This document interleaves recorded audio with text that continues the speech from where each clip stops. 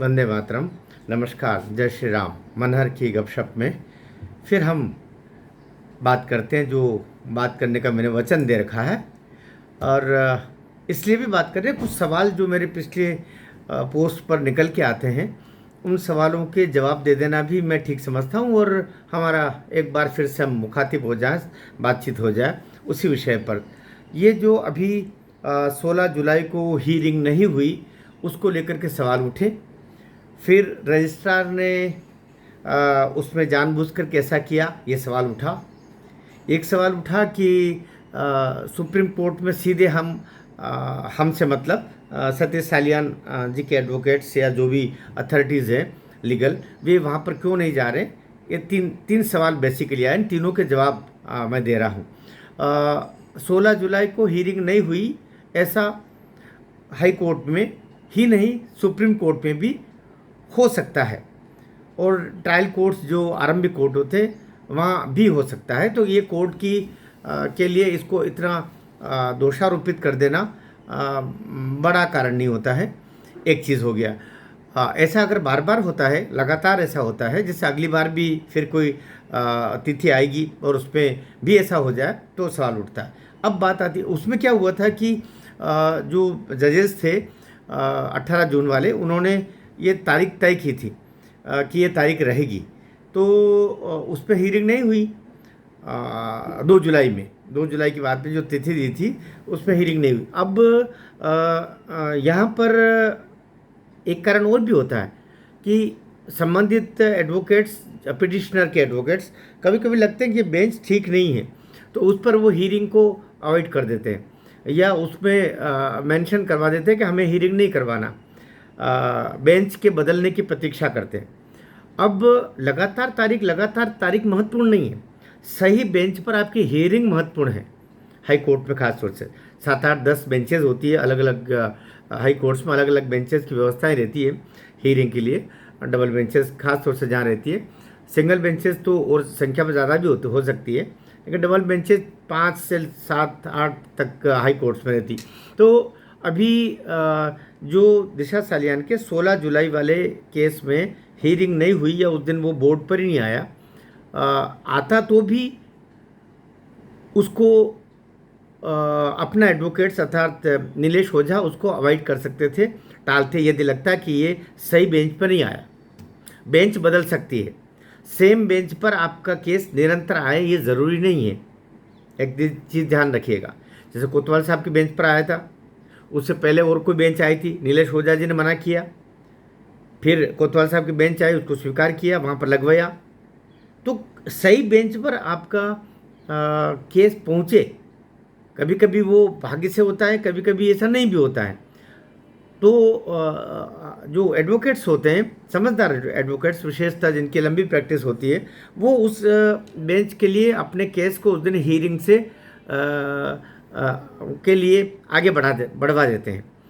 उनके पास भी 1760 कारण होते हैं, तो कोई भी एक कारण लगा करके उसके हीयरिंग को आगे बढ़वा देते हैं। और इस तरीके से शासकीय अधिवक्ता जो गवर्नमेंट सॉलिसिटर होता है, वो भी ऐसा करते हैं कि उनको लगता है कि ये गवर्नमेंट के अगेंस्ट जाएगा, तो वो भी उसको बढ़वाने के लिए लग जाते हैं। फिर वो भाग्य पर भी होता है, पिटिशनर के भाग्य पर ही होता है और गवर्नमेंट के भाग्य पर भी होता है कि उस दिन हो जाए, उधर बैठ ही जाए।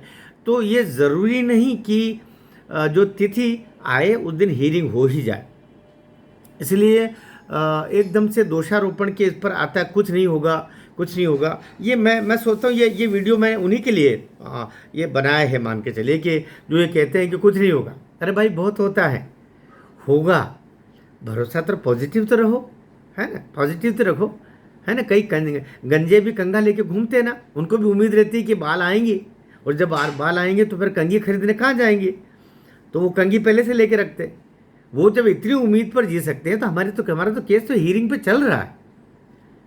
और फिर मैं कहता हूँ बार बार, पिटिशन एक्सेप्ट होने का मतलब ही है कि 90% उस केस में दम है। कोई मुझे उटपटांग टिप्पणी नीचे करने वाले बंधु भी हैं जो कहते हैं कि फालतू का समय बर्बाद अपना भी कर रहे हो और दूसरों का भी कर रहे हो। भाई, जब हाईकोर्ट समय बर्बाद, ये बात तो कोर्ट कह सकता ना, कोर्ट ने ऐसा बोला क्या? मुंबई हाई कोर्ट ने तो ऐसा नहीं बोला कि आप समय बर्बाद कर रहे हो। उसको केस में दम लगा ना, तब तो उसने 500 से अधिक पेज की पिटीशन को पूरा जवाब देने के लिए महाराष्ट्र सरकार को बोल दिया कि इसका जवाब दीजिए। अब 30 अप्रैल के कोतवाल साहब के बेंच पर क्या हुआ कि आपको बिंदुवार जवाब देना पड़ेगा। कोर्ट मूर्ख है, हाईकोर्ट मूर्ख है, हम आप भी समझदार हैं। इसे धैर्य रखिए, हम ही सारा जवाब, हम ही जज बन जाएंगे, ऐसा नहीं होता। फिर एक सवाल उठा कि हम इसको सुप्रीम कोर्ट पर सीधा क्यों न ले जाएं। भाई, सुप्रीम कोर्ट पर इसलिए नहीं ले जा सकते कि हाई कोर्ट में केस विचाराधीन है। यदि सीधे सुप्रीम कोर्ट ले जाते तो ले जा सकते थे, क्योंकि इसमें संभावना पूरी थी हियरिंग की। और जिस तरह हाई कोर्ट की माननीय बेंच ने इसको एक्सेप्ट की पिटीशन को, सुप्रीम कोर्ट भी इसी तरह स्वीकार करता। लेकिन वहाँ पर एक गुंजाइश बनती वापस कि वो मुंबई हाई कोर्ट के लिए आपको डाइवर्ट कर देते वापस, कि आप इसको हाई कोर्ट मुंबई में लेके जाइए। क्यों? मनीष सिसोदिया के केस में ऐसा हुआ, वो सुप्रीम कोर्ट गए थे और दिल्ली हाई कोर्ट में भेज दिया था केस को, तो वहाँ संभावना थी। इसलिए ये सही हुआ कि हम दिल्ली हाई कोर्ट में गए, मुंबई हाई कोर्ट में गए सीधे, क्योंकि उसका जो सेंटर है वो वही है। एक और सवाल बीच में आता है कि इसको पास के किसी अन्य स्टेट में ले जाए। भाई, घटना कहाँ घटित हुई? घटना घटित हुई मुंबई में, महाराष्ट्र में। तो आप अन्य किसी हाई कोर्ट में नहीं ले जा सकते। ये ट्रायल कोर्ट में ऐसा होता है, और वो ट्रायल कोर्ट भी नज़दीकी ट्रायल कोर्ट जो डिस्ट्रिक्ट होता है वहाँ पर किया जा सकता है। अर्थात मुंबई का ठाणे में हो जाए, ठाणे का मुंबई में हो जाए, वहाँ से और कोई नज़दीकी हो जाए, ये सब हो सकता है। लेकिन आप कहें कि इसको तो सीधा तमिलनाडु ले जाओ, अमेरिका का बोल दो, ऐसा नहीं होता ना भाई। तो वो मैं केवल ये जवाब देने के लिए है कि ऐसा होता नहीं है। तो मुंबई हाई कोर्ट में ही हियरिंग होगी। इन जो आदित्य कहा जाता है ना कि भाई वो स्मगलिंग के धंधे करवाने उसके काम है, बताया जा रहा है।